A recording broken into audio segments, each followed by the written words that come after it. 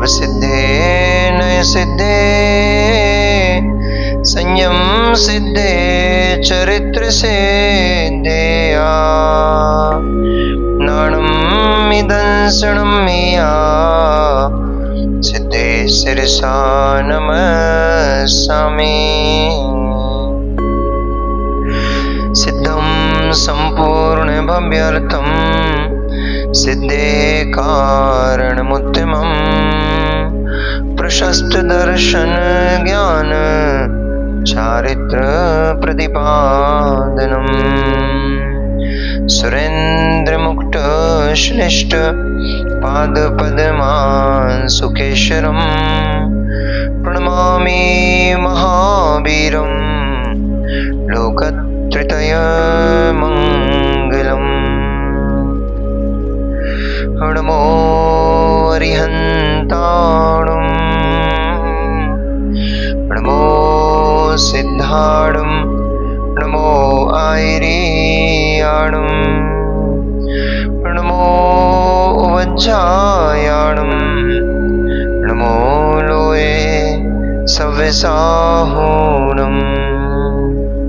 जय बोले अनंत अनंत परम सिद्ध परमेष्ठी भगवान की, जय बोले 24 तीर्थंकर भगवान की, आचार्य भगवंत कुंद कुंद देव की, परम पूजनीय आचार्य भगवंत श्री रविशरण स्वामी महामुनि राज की, परम पूजनीय आचार्य भगवंत श्री गुरुदेव विशुद्ध सागर जी महामुनि राज की, अहिंसामयी विश्व जैन धर्म की, वीतरागी प्रभु प्रभु रामचंद्र भगवान की।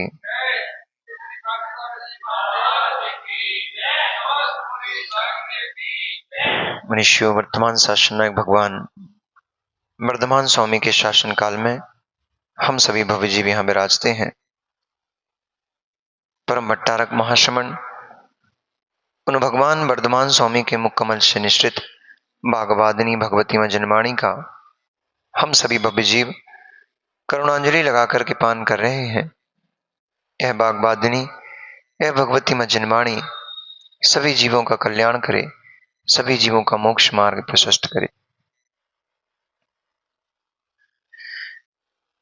लोक में जीव को पाप जीव और पुण्य जीव के रूप में देखा जाता है। पाप जीव कौन और पुण्य जीव कौन? वही जीव पाप जीव होता है, वही जीव पुण्य जीव होता है। उसी का लोक में जो कार्य है वही इस बात का निर्णय करता है कि यह पाप जीव है कि पुण्य जीव है।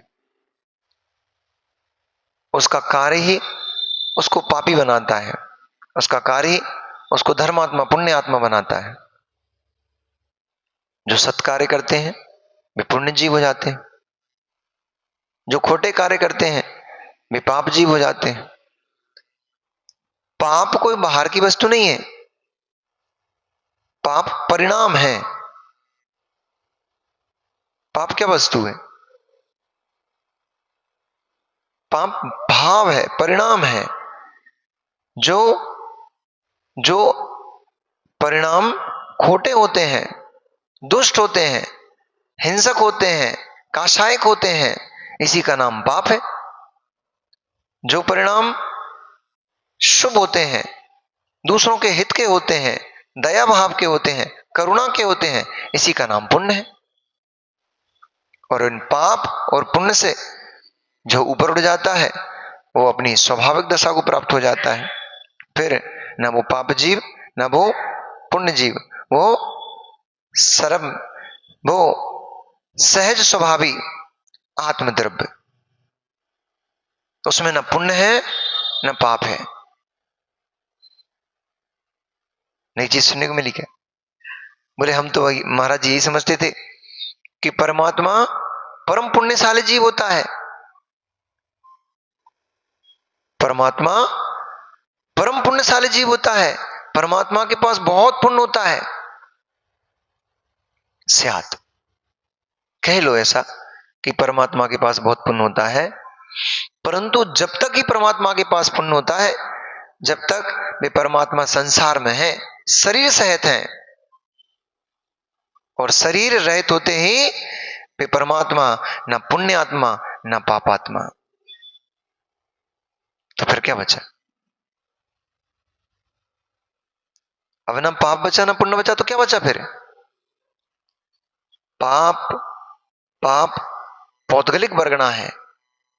पाप कर्म, पाप कर्म पुद्गल है, पुण्य कर्म पुद्गल है। पाप कर्म का आश्रय किससे होता है? मन परिणाम में जो अशुभ वृत्ति होती है, परिणाम की जो अशुभ वृत्ति होती है, भावों की जो अशुभ दशा होती है, उस अशुभ दशा से क्या ऐसा हो रहा है जो पाप हो रहा है? पुद्गल वर्गणा कर्म रूप में परिवर्तित हो रही है। वो परिवर्तित होकर के वह आत्मा में दूध में पानी की तरह एक में हो जाती है। उसी का नाम पाप बंध है, पाप कर्म का बंध है। तो पाप कर्म में बंधा कौन है? पुद्गल वर्गणा ही तो परिवर्तित हुई है, वही तो आत्मा में बंधी है ना। इसलिए वो भी, पाप भी मेरा स्वभाव नहीं है, पुण्य भी मेरा स्वभाव नहीं है। तो फिर स्वभाव क्या है? फिर मेरा स्वभाव क्या है? शुद्ध ज्ञान दर्शन, जानना देखना, यही जीव का स्वभाव है। सुख का वेदन करना, अनंत अव्ययवाद सुख का वेदन करना, यह जीव का स्वभाव है। ज्ञाता दृष्टा, ज्ञाता दृष्टा में को हम सुखे दुखे ना चापरा। मैं सुख दुख से रहित हूं। जो इंद्रिय सुख है ये मेरे नहीं है, ये वैभाविक परिणति है, एक कर्मजनित अवस्था है। सुगंध सूंघ ली, अपने आप को तृप्ति महसूस हो रही है, सुख महसूस हो रहा है, ये मेरा स्वाभाविक गुण नहीं है, ये विभाव दशा है। भोजन कर लिया, तृप्ति महसूस हो रही है, आनंद आ रहा है, ये मेरा स्वाभाविक गुण नहीं है। मेरे भीतर ही हो रहा है वो सुख का वेदन, परंतु ये मेरा स्वाभाविक गुण नहीं है, ये विभाव परिणति है। सुंदर वस्त्र खरीद के ले आए, सुंदर वाहन खरीद के ले आए, सुंदर भवन बना लिया, उसमें हर्षित हो रहा है, मन आनंदित हो रहा है, ये सब विभाव परिणतियां हैं। स्वभाव में आत्मिक सुख होता है जो उसका स्वयं का होता है। उसके लिए ना उसको भोजन की आवश्यकता है, उसके लिए ना उसको वाहन की आवश्यकता है, उसके लिए ना उसको भवन की आवश्यकता है, ना वस्त्र की आवश्यकता है, ना ही किसी की प्रशंसा निंदा की आवश्यकता है। इन सब से शून्य जो आत्मा की सहज परिणति है, उसका नाम है अव्ययवाद सुख। उसमें किसी की अपेक्षा नहीं है, वो पारिणामिक भाव है, स्वाभाविक भाव है, स्वयं का आत्मा का अपना ही है। और जब तक जीव इन इंद्रिय सुखों के पीछे भागता रहेगा, जब तक इनमें आनंद लूटता रहेगा, तब तक उसको उस स्वाभाविक आनंद की प्राप्ति होने वाली तीन काल में संभव नहीं है। छोटे छोटे लक्ष्यों में हम बड़े लक्ष्य को खोए बैठे हैं, छोटी छोटी उपलब्धियों में हम बड़े लक्ष्य को खो देते हैं। यह हमारी अज्ञान दशा है, अज्ञानता है। छोटी सी उपलब्धि मिल गई, किसी ने प्रशंसा कर दी, हम फूल के गुप्पा हो गए। अब हमसे बड़ा तो कोई संसार में है ही नहीं। अरे तुम्हारी मान कषाय की दशा है, ये तुम्हारी प्रशंसा की पुष्टि नहीं चल रही है, ये अपनी मान कषाय की पुष्टि की खुशी हो रही है, आनंद आ रहा है। किसी ने प्रशंसा कर दी, थोड़ा अच्छा अच्छा बोल दिया, तो बहुत आनंद आता है अंदर में। ऐसा लगता है हमें तो अभी सोने की डिल्ली मिल गई हो, डिल्ली क्या पूरी पूरी ईंट मिल गई हो सोने की। परंतु वास्तविकता में भीतर जाके देखोगे तो पता लगेगा ये मेरी मान कसाई की पुष्टि हो रही है। मैं अपने आप को सुंदर देख रहा हूं, मैं अपने आप को अच्छा व्यक्ति देख रहा हूं, और किसी ने उसको बोल दिया, यानी उसने मोहर लगा दी कि हाँ आप ऐसे ही हो। उसको क्या पता तुम्हारे भीतर की परिणति क्या चल रही है। जो बोल रहा है वो आपके बाहर को ही देख सकता है, जो आप क्रिया बाहर में कर रहे हो उसको ही देख सकता है, उसके आधार पर वो निर्णय कर रहा है कि आप अच्छे व्यक्ति हो कि बुरे व्यक्ति हो। परंतु ये निर्णय बाहर से नहीं हो पाएगा, ये निर्णय भीतर का होगा कि आप अच्छे व्यक्ति हो कि बुरे व्यक्ति हो। जैसे ही परिणामों की धारा चल रही है, वो इस बात का निर्णय करेगा कि आप व्यक्ति अच्छे हो कि बुरे हो। ऊपर से तो हाथ फिर रहे सर पे, अरे बेटा, अरे बेटा, और भीतर में कसा भाव चल रहा है, ये कहां से आ गया, ये नहीं आता तो इस स्थान पर मेरा बेटा खड़ा होता। और ऊपर से क्या कर रहा है, बहुत अच्छा, पीठ ठोक रहा है उसकी, अच्छा किया तूने बेटा। ये क्या चल रहा है? बाहर से देखने वाला तो यही समझेगा कि कितना कितना कितना अच्छा आदमी है, कितना सरल स्वभावी है, सहज स्वभावी है, कि इसको दूर से के उपलब्धि पर ईर्ष्या भाव उत्पन्न नहीं हो रहा है। सामने वाला तो यही देखेगा, परंतु भीतर की दशा किसको पता है कि भीतर में छल चल रहा है, मायाचारी चल रही है, कपट चल रहा है। बाहर की दशा को देख देख करके आपके ऊपर ठप्पे लग जाते हैं, मोहर लग जाती है। अमुक व्यक्ति बहुत अच्छा आदमी है, अमुक व्यक्ति तो बहुत धर्मात्मा जीव है। भीतर की परिणति किसको पता है, भीतर की परिणति कैसी चल रही है, तुम धर्मात्मा हो कि पापी जीव हो, बताओ। मायाचारी आप लोग तो करते ही नहीं, नहीं करते। कितनी मायाचारी जीव के अंदर भरी होती है। बच्चा आया आपका, उसने बोला कि मां लड्डू दो, अभी वो आ रहा है ना, सावन आ रहा है, तो घेवर का सीजन है अभी, लड्डू वाला सीजन निकल गया। तो उसने बोला मां घेवर दो, लड्डू दो। मां ने एक लड्डू पकड़ा दिया। उसने फिर बोला थोड़ी देर से, मां लड्डू दो, और लड्डू खाना है। तो मां ने कहा वो तो बाबा ले गया। मां ने क्या करा, वो तो बाबा ले गया। कौन सा बाबा ले गया? ये मायाचारी है कि नहीं? अम्मा कहेंगी हमारा जिक्र ना पड़ता है बच्चे के लिए, नहीं तो वो तो सभी लड्डू खा जाएगा।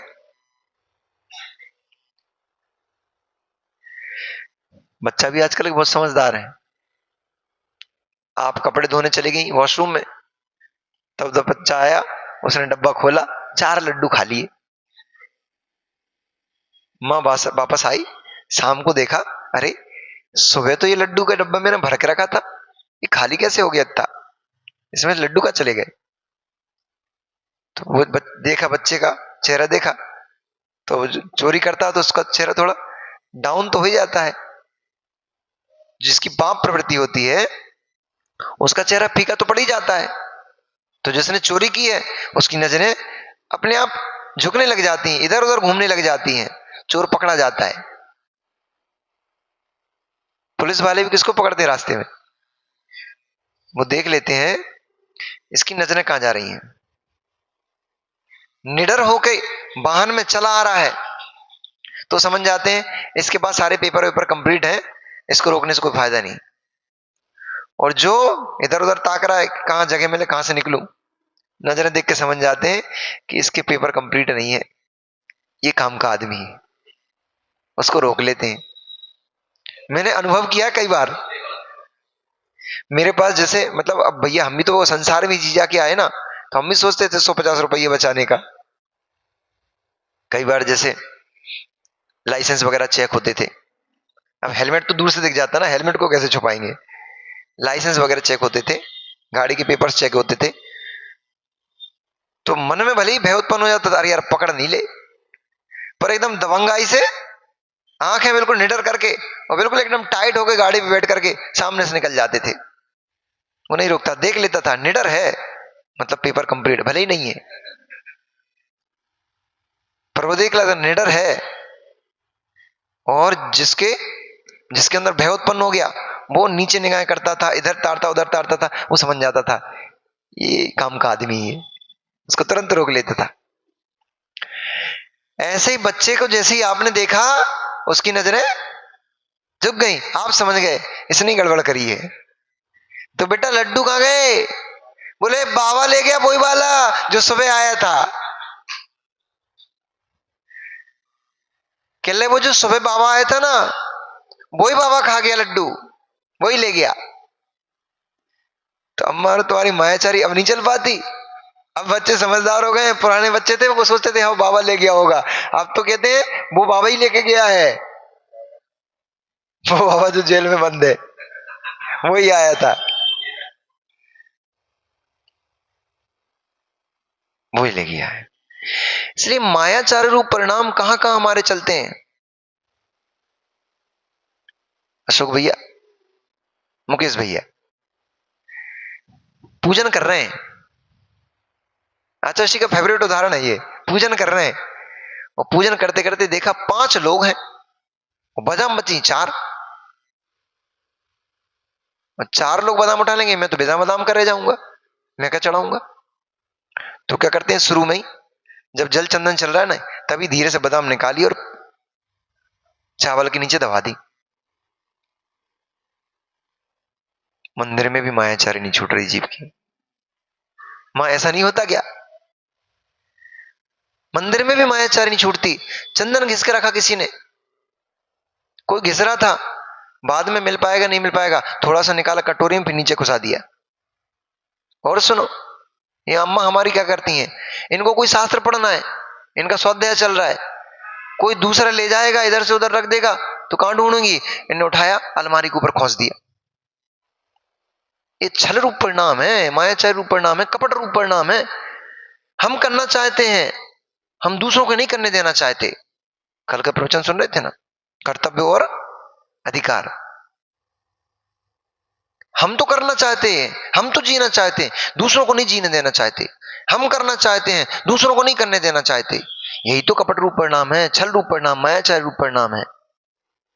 जैसा व्यवहार आप अपने प्रति चाहते हो कि लोग हमारे साथ ऐसा व्यवहार करें, वैसा ही व्यवहार आपको सामने वाले के साथ भी करना पड़ेगा। आप चाहते हो कि सामने वाला हमारा मान सम्मान रखे, तो उसको मान सम्मान देना सीखिए। किसी को झुकाना है तो छड़ी की आवश्यकता नहीं, डंडे की आवश्यकता नहीं पड़ती। किसी को झुकाना है तो डंडे छड़ी की आवश्यकता नहीं है। किसी को झुकाना है, उसके चरण छू लो, वो अपने आप झुक जाएगा। कल प्रैक्टिकल करा के बता रहे थे आचार्य, ये भैया कल के प्रवचन सुना रहे थे मैं भैया वृत्ति में, उसमें उन्होंने प्रैक्टिकल करके बताया। पहले किसी को नहीं बोला क्या करवा रहा हूं, उन्होंने बोला, एक बच्चे को खड़ा किया, स्कूल में प्रवचन हो रहा था, आचार्य ने एक बच्चे को खड़ा किया, बोला बेटा इधर आ, ये आपके प्राचार्य महोदय ना, इनके चरण छू लो। वो बच्चा भाग के आया, जैसे ही आया उसने चरण छुए, वो जैसे ही झुका, वो प्राचार्य जी अपनी कुर्सी से उठ के खड़े हो गए और झुक करके बच्चे को उठा लिया। बोले आपकी वो अध्यापिका है ना, उनके चरण छू के आओ। वो अध्यापिका के पास गया, टीचर के पास गया, उसके चरण छुए, वो भी अपने जो वहां की मुख्य अध्यापिका होगी उस स्कूल की, तो उनके जैसे उनने पैर छुए तो अध्यापिका अपने चेयर से खड़ी हो गई और होकर के बच्चे को झुक करके उठा लिया। आचार्य बोले किसी को झुकाना है, किसी को झुकाना है तो उससे लड़ने मत जाओ, उसको गाली देने मत जाओ, डंडा छड़ी लेकर के मत जाओ, उसको झुकाना है, उसके चरणों में झुक जाओ, वो अपने आप झुक गया। देखो इनको बोलते कि भैया खड़े हो जाओ, बालक आ रहा है, तो मान कसा जाग जाती।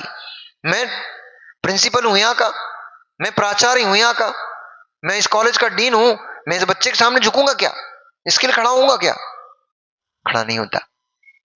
पर बच्चे ने आकर के जैसे चरण छुए, अध्यापक स्वयं खड़ा हो गया, वो खड़ा होकर के झुक गया, झुक करके उसको उठा लिया। विनम्र होना सीखो, झुकना सीखो, दुनिया आपके चरणों में मिलेगी। वे लोग कहीं कोने में झाड़ियों में पड़े फंसे मिलते हैं, जो लोग झुकना नहीं जानते। जो झुकना जानते हैं उनका कभी भी बाल विवाह का नहीं होता। घास होती ना, घास नदी में हरी घास होती है, उसको हमारे यहां बोलते सोटा, लंबी लंबी स्टिक हो जाती हैं, ठंडी होती हैं, हरी हरी, उसको बोलते हैं हमारे सोटा। वो हरी घास होती है, उसमें एक गुण होता है, वो रिजु होती है, वो मुलायम होती है। और तो छोड़ो, वो सोटा तो चलो आपने देखा नहीं, घास तो देखी ना। घास कितनी सी होती है, इतनी सी होती है, इतनी बड़ी होगी। जड़ कितनी रहेगी उसकी, ज्यादा से ज्यादा आधे अंगुल, 1 अंगुल। परंतु जब सिरस्का, जब तुम्हारी सिरस्का नदी का बाढ़ आती है, बहाव आता है बहुत तेज, उस सिरस्का नदी के बहाव में, बाढ़ में बड़े बड़े वृक्ष बट वृक्ष जैसे, आम के वृक्ष जैसे बड़े बड़े वृक्ष उखड़ के बह जाते हैं, परंतु वो घास वहीं खड़ी मिलती है, क्योंकि झुकना जानती है। जो झुकना नहीं जानते, अकड़ के खड़े रहते हैं ना, वो पानी में बह जाते हैं, वो कषायों में बह जाते हैं, वो जाकर सीधे कहीं झाड़ियों में, नरक की झाड़ियों में, त्रियंच गति की झाड़ियों में पड़े मिलते हैं।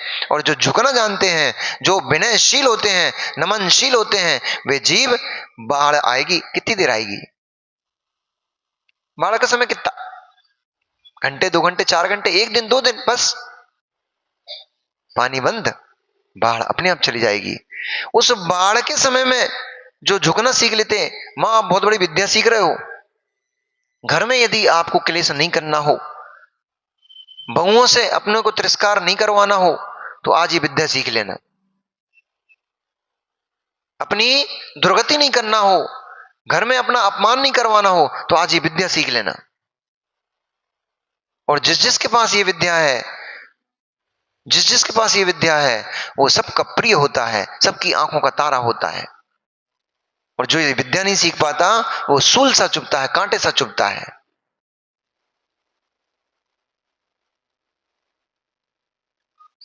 आप दोनों भाई एक घर में रहते हो, ठीक है,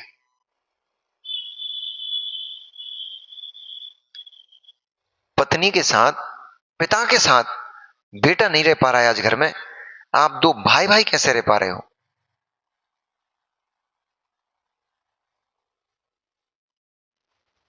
दो दिन अशोक भैया की बातें मानना बंद कर दो, इनको पलट के जवाब दे दो, ये कुछ कहें, इनकी बात को नकार दो, घर टूट जाएगा। 4 दिन करके देख लो आप तो, 4 दिन बात मानना बंद कर दो। पति पत्नी की जोड़ी सलामत कब तक रहती है?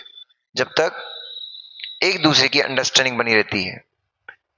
कभी पत्नी पति की बात को मानती है, कभी पति पत्नी को बात मानता है, तब तक घर का बैलेंस बना रहता है। और जिस दिन तनातनी एक दूसरे की खींचतानी शुरू हो गई, उसी दिन घर बर्बाद, उसी दिन घर में पेपर आ जाते हैं, हमें तुम्हारे साथ नहीं रहना। परिणामों की धारा है ये, परिणाम निर्मल है, परिणाम स्वच्छ है, तो घर स्वर्ग सा है। परिणाम पवित्र हैं, परिणाम एक दूसरे के विनय भाव के हैं, तो घर स्वर्ग है। और परिणाम एक दूसरे के विनय के नष्ट हो चुके हैं, अब तुम्हारा घर नरक से भी ज्यादा बदतर है। जीवन में सबसे बड़ी पीड़ा यही होती है भैया। भूख की पीड़ा तो सहन कर लेता है व्यक्ति, घाव की पीड़ा सहन कर लेता है व्यक्ति, परंतु अपमान की पीड़ा सहन नहीं होती है। एक बार मैंने कहानी सुनाई थी ना, शायद दोपहर में सुनाई थी कि शाम को सुनाई थी, कि एक शेर था जंगल में, एक लकड़हारा उस जंगल में लकड़ियों को काटने जाता था। सुनाई थी क्या? शाम को सुनाई थी। एक लकड़हारा जंगल में लकड़ी काटने जाता था, अचानक से उसको एक दिन शेर मिल गया, भूखा प्यासा, कई दिनों का शेर। उसको जैसे ही देखा, उसको दहाड़ने लग गया। लकड़हारा भयभीत हुआ, पर कहां जाता, भागने से तो लाभ था नहीं।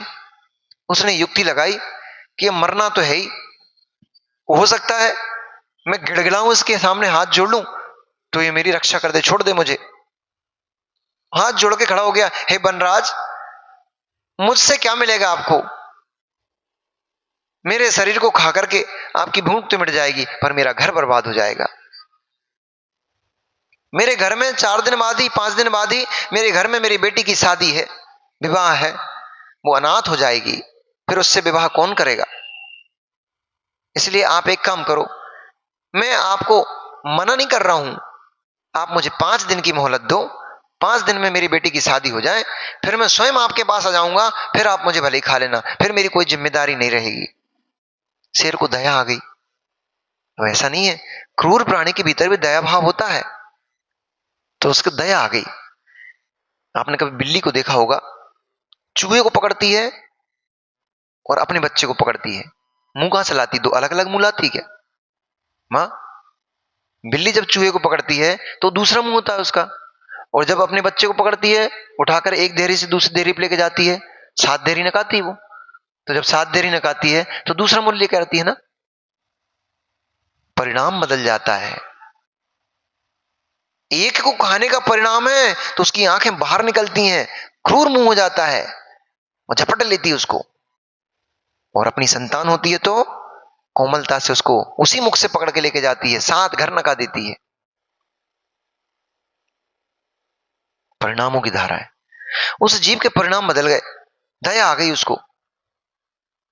उसने कहा ठीक है, 5 दिन की तुझे मोहलत देता हूं। उसने लक्कड़ काटा, लकड़ियां इकट्ठी की, गट्ठा बनाया, सर पे रखा, रक्त नहीं बन रहा था, जैसे तैसे करके उसने उठाया। शेर को दया आई, उसने बोला मित्र एक काम कर, तू मेरा भोजन बनेगा, तू मेरी क्षुधा को शांत करेगा, तो मैं तेरी हेल्प कर दे रहा हूं थोड़ी। तू एक काम कर, बेटी के दहेज के लिए, बेटी की शादी के लिए तुझे पैसे चाहिए होंगे, एक काम कर, एक गट्ठा तू मेरे ऊपर रख दे, एक गट्ठा मैं तुझे घर पे छोड़ाता हूं। अब तो रोज का ही हो गया, रोज वो काटने आता लकड़ियां, और रोज लकड़ियां निकाल करके 2 गट्ठे बनाता, एक गट्ठा शेर पर रख देता और एक गट्ठा स्वयं रख लेता। काफी दिन हो गए, 4 दिन निकल गए, 5वां दिन आया। उसने आकर के निमंत्रण दिया कि शेर भाई, तुमने मेरी इतनी हेल्प करी है, मेरी बेटी की शादी में तुमने बड़ी मदद करी है, आप एक काम करो, आप भी मेरी बेटी की शादी में आना। उसने सोचा अब इसको दोस्ती यारी कर ले रहा हूं, मेरी जान बच जाएगी। उसने कहा तुम भी मेरी बेटी की शादी में जरूर आना। शेर ने भी, अब शेर मित्रता हो गई अब दोनों के बीच में, 4-5 दिन, घंटे 2 घंटे किसी के साथ बैठ लो तो दोस्ती हो जाती है, फिर तो 4 दिन हो गए थे उसके साथ रहते हुए, तो मित्रता हो गई दोनों के बीच में। उसने कहा ठीक है। तो शेर तो शेर ही है, शेर नगर में घुस जाएगा तो क्या हाल होगा भैया नगर का। और शाम के समय में जाता था लकड़ी लेके, तब बात अलग थी, अब शादी तो दिन में हो रही थी। शादी में गया, पूरी पब्लिक उसको देख करके तितर-बितर हो गई, भागने लग गई। लकड़हारे ने क्या कहा, अरे डरो मत, डरो मत, ये शेर थोड़े, ये तो गधा है, ये तो मेरी लकड़ियों वाला ढोने वाला गधा है, ये शेर थोड़े ही है। उसका, आपकी देसी भाषा में बोलते हैं, कांटों से खून ना निकले, हृदय विदीर्ण हो गया, छार छार हो गया। मैं जंगल का राजा, सारे वन्य प्राणी मेरे हाथ, मेरे सामने झुकते हैं, मुझसे भयभीत होते हैं, इसने मुझे गधा बोल दिया। वो बेचारा अपना समूह लटका करके जंगल में चला गया। इतना भी दयालु था, फिर भी इतना समझदार था, उसने उस समय उसको कुछ भी नहीं कहा।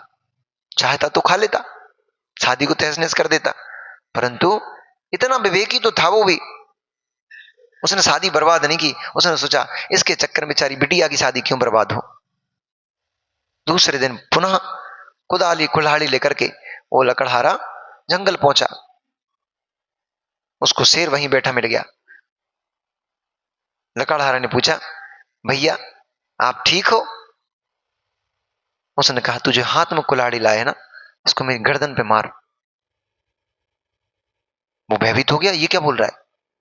उसने कहा नहीं नहीं ऐसा नहीं कर सकता मैं, अरे आपने मेरे लिए लकड़ियां ढोई हैं, मैं कैसे गर्दन पे कुल्हाड़ी मारूं। नहीं तू कुल्हाड़ी मार, नहीं तो मैं तुझे खा जाऊंगा। और देख अब ये तो सोचना मत कि घर चला जाऊंगा, मैंने घर भी देख लिया तेरा, तो वहीं आके खा जाऊंगा, इसलिए कुल्हाड़ी मार दे तू। पापी ने, कसाई ने, आओ देखा न ताओ, उसने उठाई कुल्हाड़ी और गर्दन पे दे मारी। शेर की गर्दन पर घाव हो गया। और स्थान का घाव तो जानवर चाट चाट के ठीक कर लेते हैं, पर गर्दन का घाव चाट के ठीक नहीं कर पाते। फिर भी उसने गर्दन की कुल्हाड़ी का घाव, कुछ दिन में उसने बोला 7 दिन बाद तू पुनः आना, और आएगा नहीं तो मैं घर पे जाऊंगा, आना जरूर। दिन निकल गए, धीरे धीरे वो घाव भी भर गया। 7 दिन बाद जब वो लकड़हारा पहुंचा, कांपते कांपते तो पहुंचा था, पता नहीं क्या करने वाला है भी ये। उसने बोला भैया तुम्हारा घाव ठीक है, मुझे क्षमा करना, मैं मजबूरी मारा, मैंने मारने का कोई भाव नहीं था। उसने बोला मुझे टेंशन नहीं है रे। शेर ने बोला मुझे घाव की चिंता नहीं है, घाव तो भर गया, पर जो यहां घाव तूने दिया ना वो नहीं भर रहा है। 8 दिन व्यतीत हो गए, 8 दिन बीत गए। 8 दिन में जो कुल्हाड़ी का घाव था वो तो भर गया, परंतु जो तूने मुझे गधा बोला था वो घाव मेरे हृदय में अभी भी जीवित है, वो भर नहीं रहा है। तूने मेरा जो अपमान किया था वो अपमान मेरा भर नहीं रहा है। इसलिए भैया मद में मत आओ, घमंड में मत फूलो, किसी का अपमान मत करो। कौन जीव किस मोड़ पर आपके काम आएगा आपको पता नहीं है। जिन्हें हम अपना शत्रु देखते हैं वे हमारे मित्र बने मिलते हैं, और जिन्हें हम अपना मित्र देखते हैं वे कसाई हमारे शत्रु बन के खड़े हो जाते हैं। किसको शत्रु कहोगे, किसको मित्र कहोगे? यहां तो भाई भाई का मित्र हो जाता, शत्रु बन जाता है, और शत्रु भाईचारा निभाता है। कौन शत्रु है, कौन मित्र है? विनय का भाव रखो, एक दूसरे का सम्मान का भाव रखो।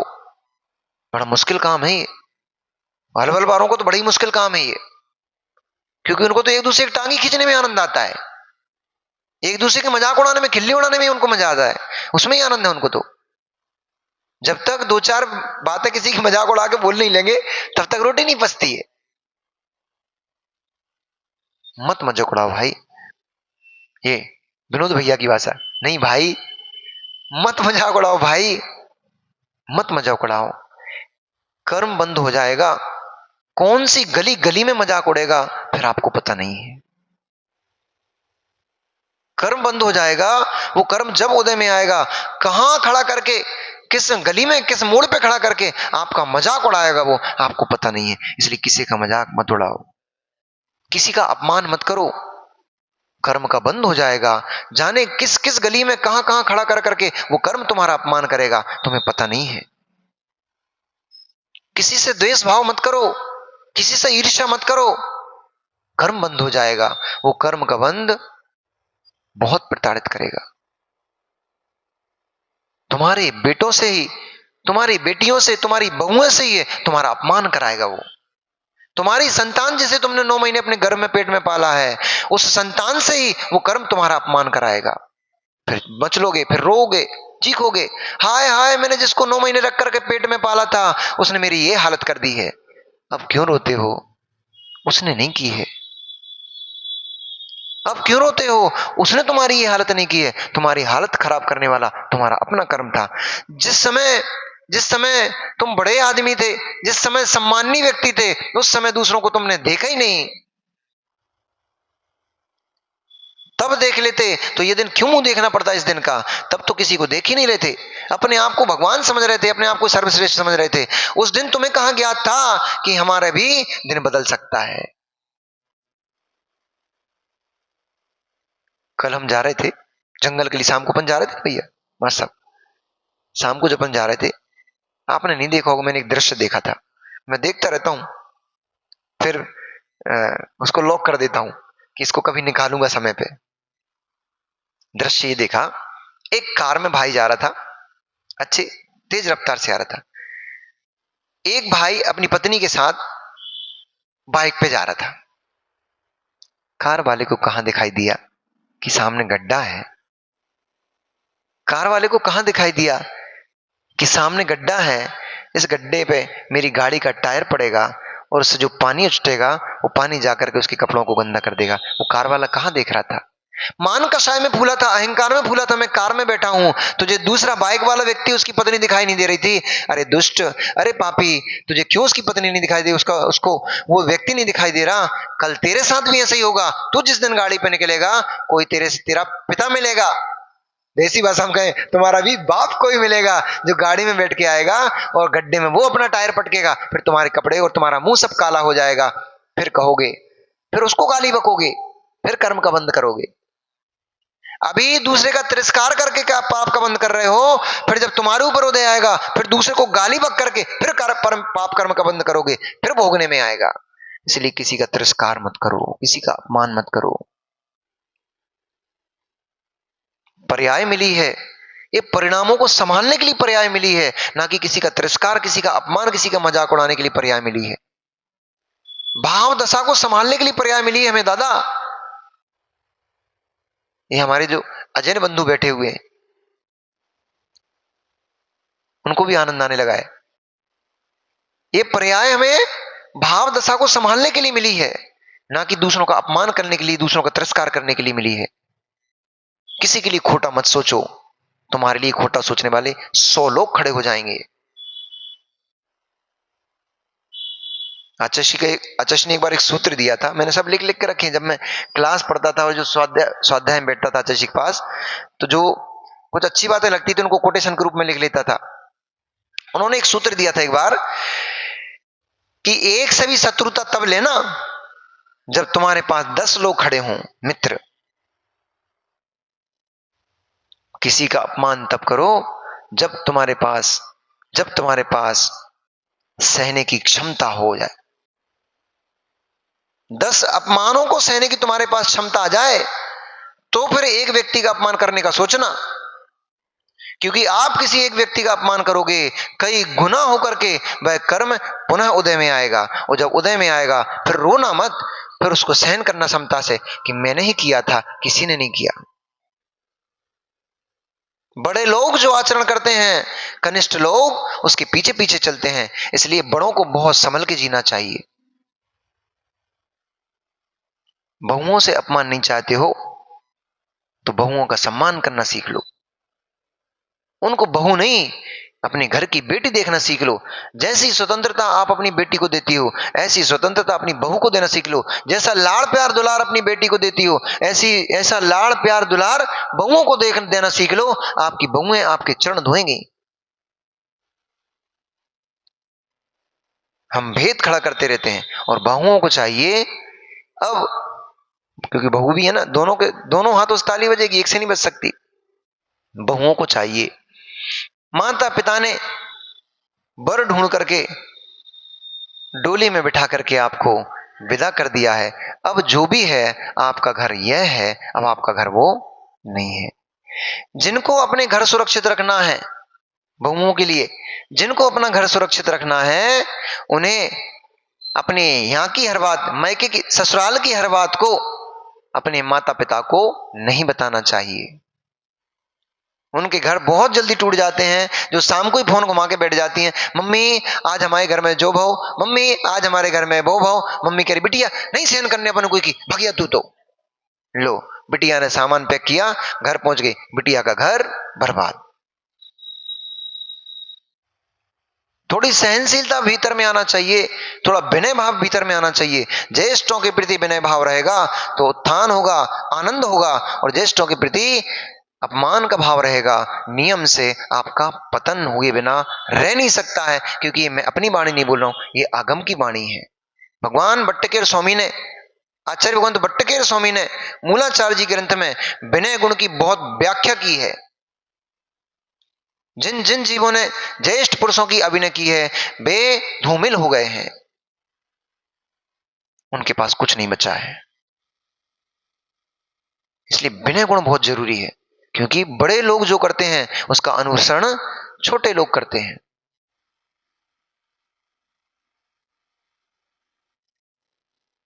श्री कंठ ने जिस परंपरा को चलाया, उस परंपरा को उसके और भी आगे आने वाली जो उसकी पीढ़ियां थी, उन्होंने भी उसी परंपरा को चलाया। क्योंकि ज्येष्ठ पुरुष ने जो किया था वही कनिष्ठ पुरुष करते आए।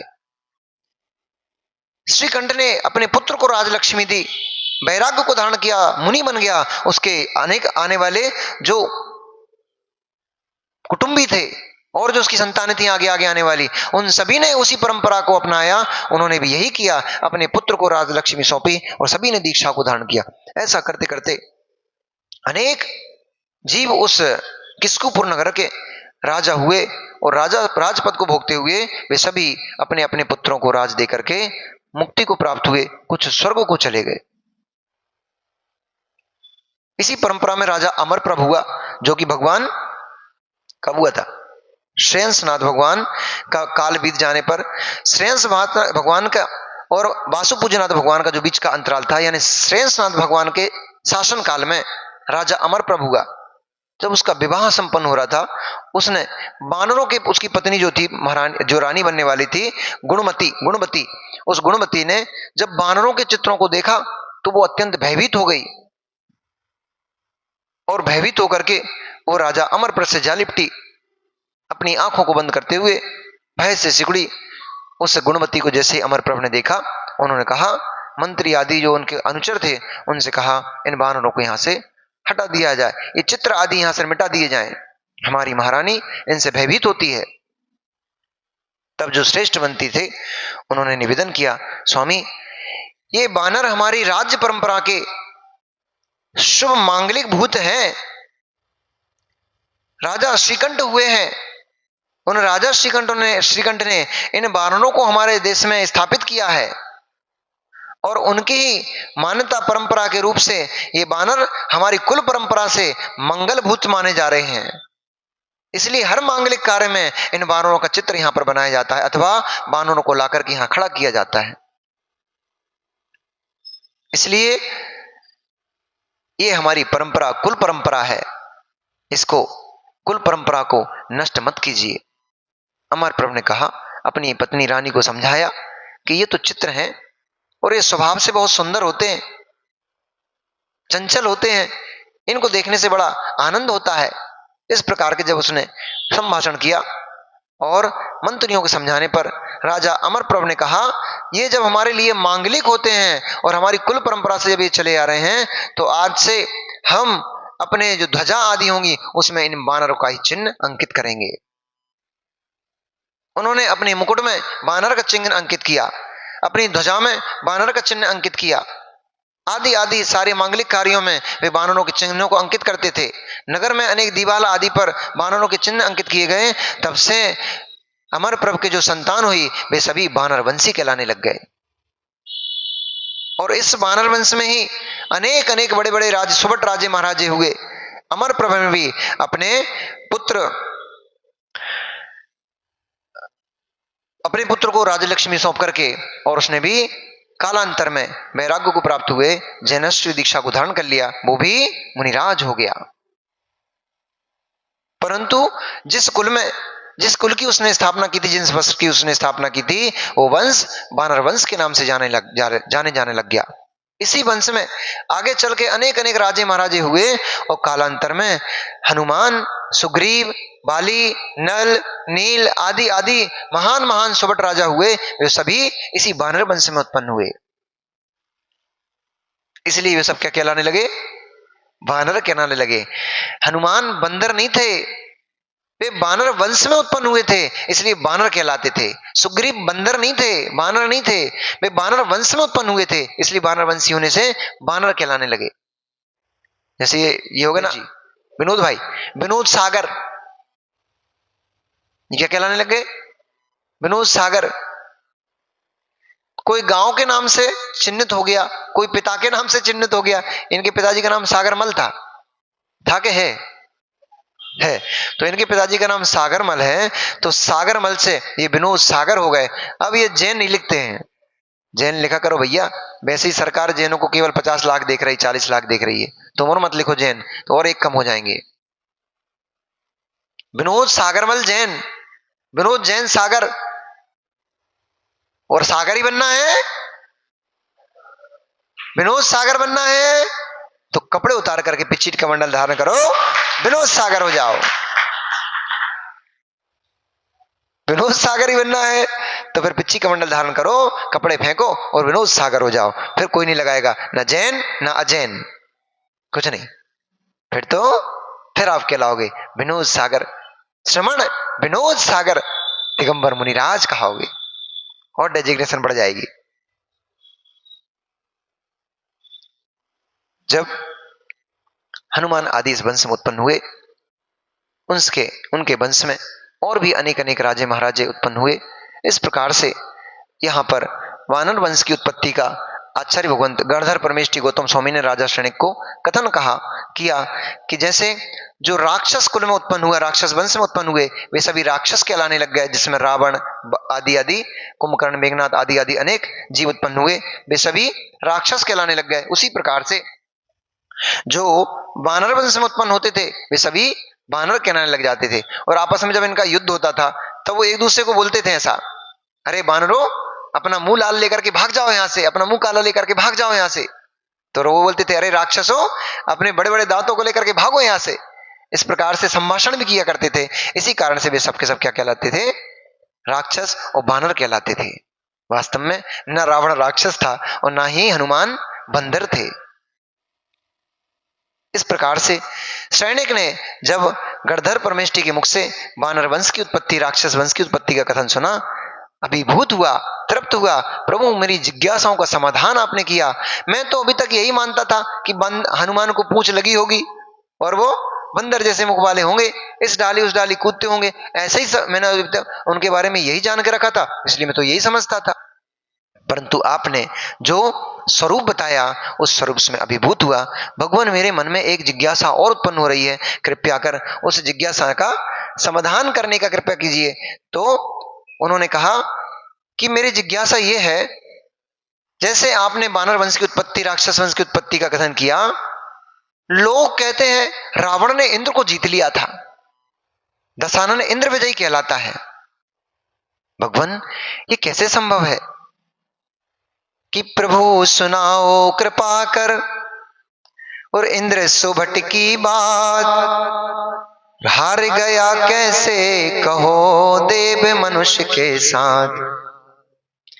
इंद्र देव है, स्वर्ग का अधिपति है, अनेक अनेक रिद्धियों से संपन्न है और इतनी सामर्थ्य उसके पास कि वो तो 3 लोग को ऐसे उठा करके डमरू के समान बजा सकता है। इतनी सामर्थ्य होती स्वधर्म इंद्र के पास। तो जब इंद्र इतना बलशाली होता है, स्वर्ग का स्वामी होता है, वो एक विद्याधर मनुष्य से कैसे हार गया कि प्रभु सुनाओ कृपा कर इंद्र सुभट की बात, और हार गया कैसे कहो देव मनुष्य के साथ। और अणिमा महिमा आदि से जो सदा विभूषित रहता है, वह तुच्छ सिद्धियों से कैसे बंदी बन दुख को सहता है। ये बात कुछ समझ में नहीं आ रही भगवान कि जो अणुमा महिमा आदि महान महान 8 रिद्धियां होती हैं, उन 8 रिद्धियों से जो विभूषित होता है देव, वो छोटी छोटी सिद्धियों के धारक उस दशानंस का बंदी कैसे बन गया। बड़े आश्चर्य की बात है कि एक सामान्य मनुष्य ने किसी देव को अपने बंदी बना लिया हो, ये तो संभव ही नहीं है। परंतु अन्य मतावलंबी तो ऐसे ही मानते हैं कि इंद्र को रावण ने जीता था। आखिर इसके पीछे रहस्य क्या है, कुछ कहिए तो कि अणिमा महिमा आदि से जो सदा विभूषित रहता है, वह तुच्छ सिद्धियों से कैसे बंदी बन दुख को सहता है। और जो स्वयं स्वर्ग का स्वामी था, त्रिलोक कहला दे डमरू सा। कैसा?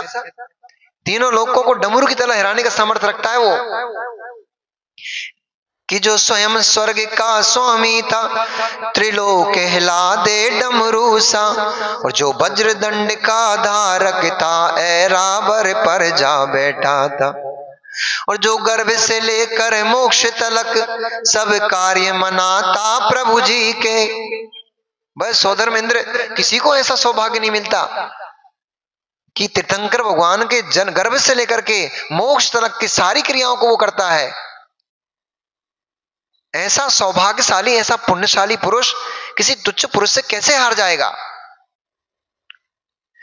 कि जो गर्भ से लेकर मोक्ष तलक सब कर्म मनाता रहता है, वह कैसे तुच्छ से प्राणी का आघात को सहता रहता है। कैसे रावण ने उसके ऊपर आघात किया और कैसे वह उसके प्रहार से मूर्छित होकर के गिर गया। स्वधर्म इंद्र कभी देवों को मूर्छा नहीं आती, देव बेहोश नहीं होते हैं, देवों के घात नहीं होता है, शरीर में पीड़ा उत्पन्न नहीं होती, उनके शरीर में घाव नहीं होता देवों के। तो कुछ ये समझ में नहीं आ रही ये बात, कृपया कर समझाने का प्रयास कीजिए कि ये सौधर्म इंद्र के बारे में ऐसा कथन लोक में क्यों प्रचलित है कि इंद्र दशानन से इंद्र हार गया था, इंद्र को दशानन ने बंदी बना लिया था। तब आचार्य भगवंत गणधर परमेष्टि गौतम स्वामी ने शरणिक राजा को समझाते हुए कहा, है शरणिक, जो इंद्र है वो कौन था और कैसे रावण से दशानन से हारा था। ये बात तो सत्य है कि इंद्र दशानन से हारा था, परंतु वास्तव में वो सौधर्म इंद्र था स्वर्ग का या कोई और इंद्र था जो दशानन से हारा था।